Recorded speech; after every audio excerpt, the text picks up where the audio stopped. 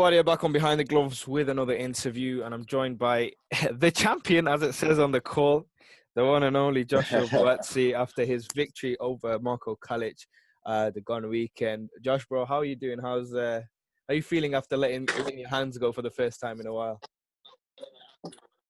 Yeah, man. Definitely glad to be back in the ring. Like we know, man, it took over 400 days, but I'm finally back. It was good, man. Something that I haven't done for ages, but I feel all right. I'm in good spirits. Besides the swelling of the eye, as we saw after the third round. Yeah. But other than that, I'm good, man. What is it with the eye? Is it just bruising, or is there anything serious, or is it all just regular stuff? No, just a little bruising, a little swelling, to be fair. So I think after a few days, it will go down. So it's nothing too hectic. It looks worse than it is. Okay, fair enough. Well, you've just gone on mute.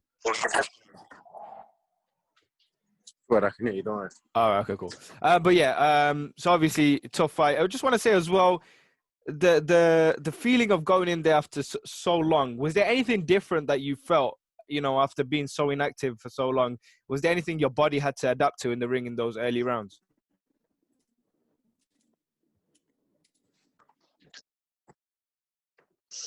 I think I had vision. I had vision.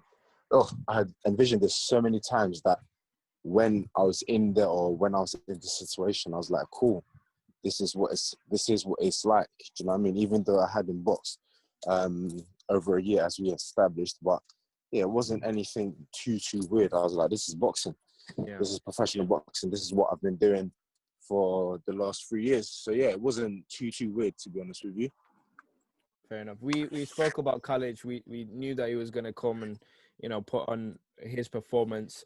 After fighting him, how do you rate him as a fighter now? And what can fans, if they ever see him back in England again, expect from him? I think they more or less saw what a good fighter he is.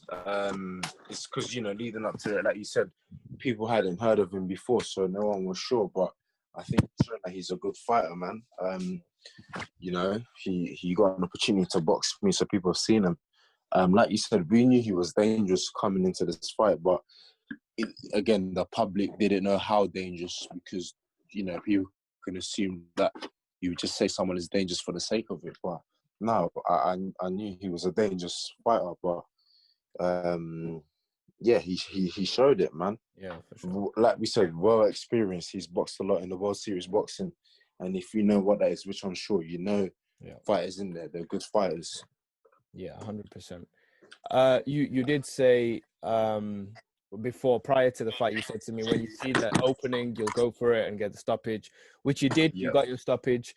What else did you learn from sort of in yourself within the fight that you can take forward into the next few fights coming up? Because like I said, it was good to see. I'm sure for you as well, you probably reflected back and thought, it's good to have this different type of fight where, you've had to work out a few things within the fight. What else can you take away from it?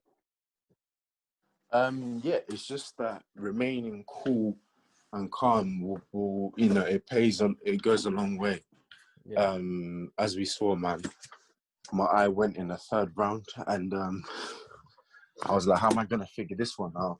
But I noticed that if you're cool and calm and you buy your time and you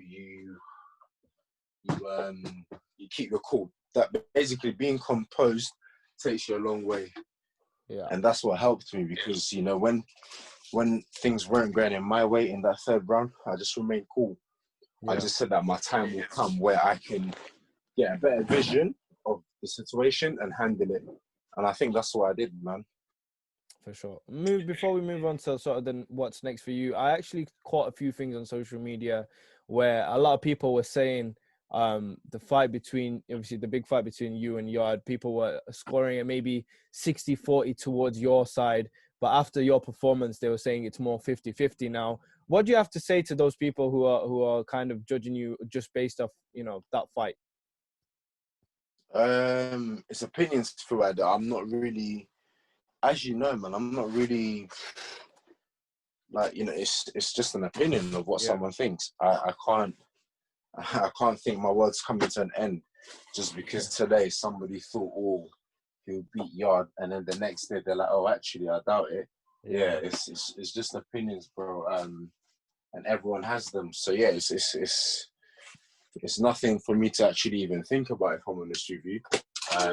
Like I said, it's just opinions. But yeah, you know, if there are believers out there that, you know, Yarde is the better fighter, or whatever it is, then yes, that's, again, it's more than okay, isn't it? We're all allowed to have our opinion on things.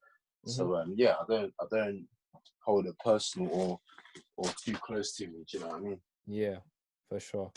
One more thing as well on the fight. You obviously, you know, showed your support towards the whole Black Lives Matter movement, which obviously has become a major thing, as it should, over the last few months.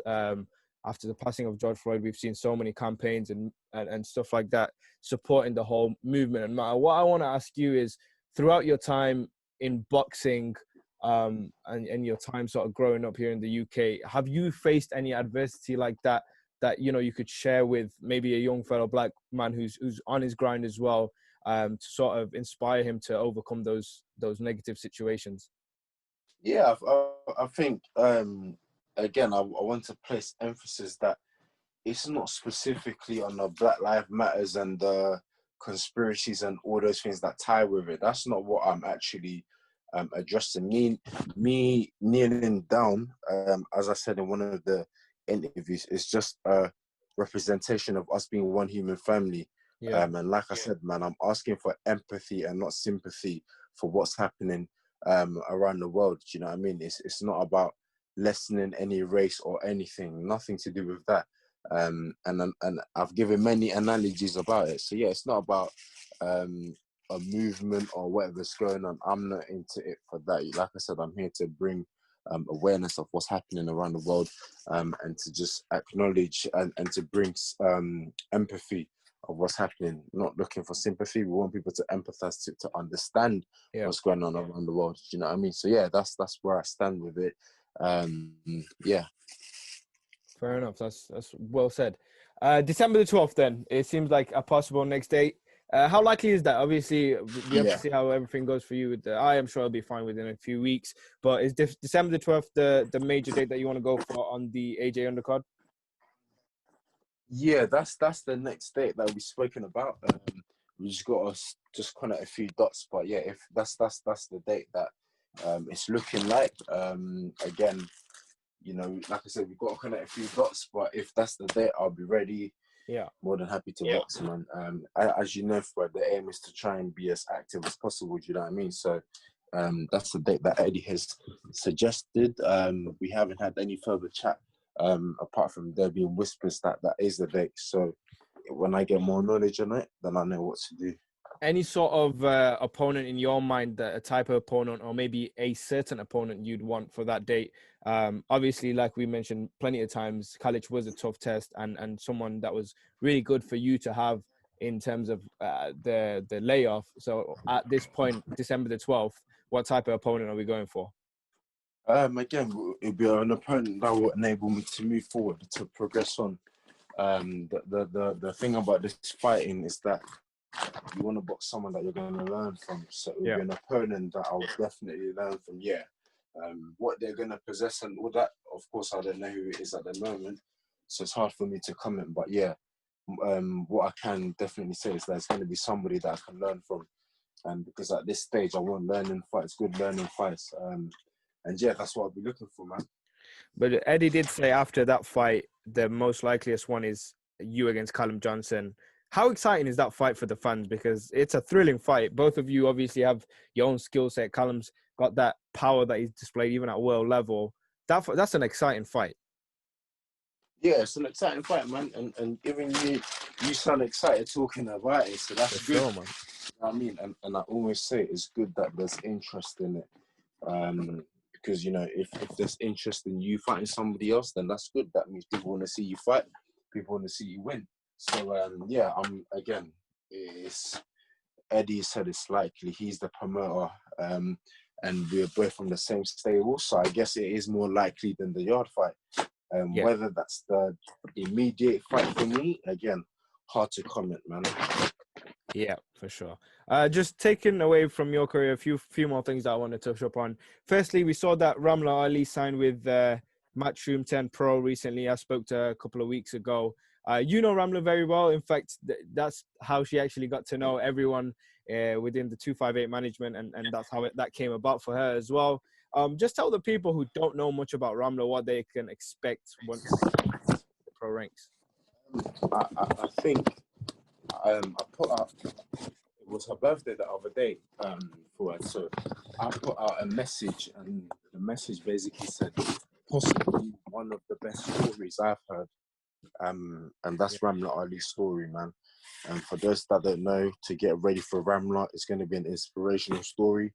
A girl that's been on an amazing journey, and we're all here to just see where it ends off, man. What should I say? Where it's going to start off with her being a professional boxer, but exciting times ahead, man. We've welcomed her into the T5 team. I believe she's gone with the best team, with the best promoter. So, hey, it's an amazing journey ahead for her, man. For sure. We're looking forward to that. And finally, I just want to take your thoughts on the big fight coming back up in November between Dillian Whyte and Alexander Povetkin. We obviously saw what happened first time around. Crazy knockout, crazy night of boxing.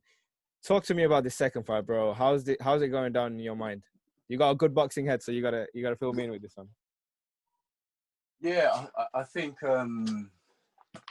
Povetkin's going to be confident based on what happened the first time, but also Whyte will know the mistakes that he made in the first fight, and he will know that he can't make them again. So that will present to us a better Dillian Whyte. He will be more diligent in what he does and his approach to everything. So I believe Whyte will win in the rematch. As to how and when, I'm not too sure, but yeah, I do believe Whyte will win. Because let's not forget, man, he was winning the first fight.